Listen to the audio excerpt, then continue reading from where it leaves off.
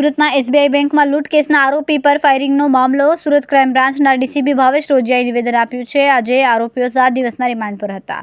આરોપીને સાથે રાખીને ઘટનાનું રિકન્સ્ટ્રક્શન કરવામાં આવ્યું. જે જગ્યાએ વેપન છુપાવ્યું હતું ત્યાં લઈ જવામાં આવ્યો હતો, જ્યાં વેપન કાઢીને પોલીસ પર ફાયરિંગ કર્યો હતો, જ્યાં ક્રાઇમ બ્રાન્ચના એસીપી કિરણ મોદી દ્વારા જવાબી કાર્યવાહી કરવામાં આવી. ક્રીમના કન્યાસી ગામમાં પોલીસ પર ફાયરિંગ કરવામાં આવ્યું હતું. અહીં આરોપીઓએ બાઇક અને વેપન છુપાવ્યું હતું, જેથી ખેતરાડી વિસ્તારમાંથી વેપન કબજે કરાયું. જે વેપનથી આરોપીએ ફાયરિંગ કર્યું હતું. 27 એપ્રિલના રોજ વરાછા પોલીસ સ્ટેશનની હદમાં સ્ટેટ બેંક ઓફ ઇન્ડિયામાં એક બેંક રોબરી કરવામાં આવી હતી. 6 થી 7 માણસો દ્વારા રોબરી કરવામાં આવી હતી. સુરત ક્રાઇમ બ્રાન્ચ દ્વારા આ ગુનાના કામે ઉત્તર પ્રદેશના અયોધ્યાથી એક કિસમ શુભમ ઠાકુર અને એની સાથે અન્ય એકની ધરપકડ કરવામાં આવી હતી.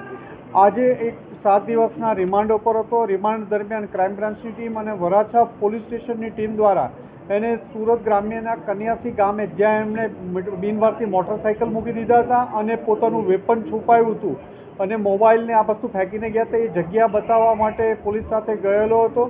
એ દરમિયાન એણે જે જગ્યાએ વેપન છુપાવેલું હતું ત્યાં અચાનક એમાંથી વેપન કાઢી અને પોલીસ ઉપર એક રાઉન્ડ ફાયર કરતા જવાબી કાર્યવાહીમાં એસીપી ક્રાઇમ કિરણ મોદી દ્વારા એક રાઉન્ડ ફાયર કરવામાં આવ્યું છે. એને ત્યાંથી તુરંત પ્રાથમિક સારવાર માટે હોસ્પિટલ લઈ જવામાં આવ્યો છે અને ત્યાંથી અહીંયા સિવિલ હોસ્પિટલ. એક ડ્રેડેડ ક્રિમિનલ હતો, અગાઉ પણ 302 જેવા કેસોમાં પકડાયેલો છે. એને ખબર હતી કે જો હું આ કેસમાં એરેસ્ટ થઈશ અને મને લાંબુ જેલમાં રહેવું પડશે અથવા લાંબી પનિશમેન્ટ પણ આવશે, એટલે એ ભાગવાની કોશિશ કરવા માટે, પોલીસ ઉપર હુમલો કરવા માટે પણ પ્રયત્ન કર્યો અને એને તાત્કાલિક પોલીસ દ્વારા હોસ્પિટલ લાવવામાં આવ્યો છે અને એની સારવાર ચાલુ છે. કન્યાસી ગામ છે સુરત ગ્રામ્યમાં, ત્યાં ફાયર કરવામાં આવ્યું છે.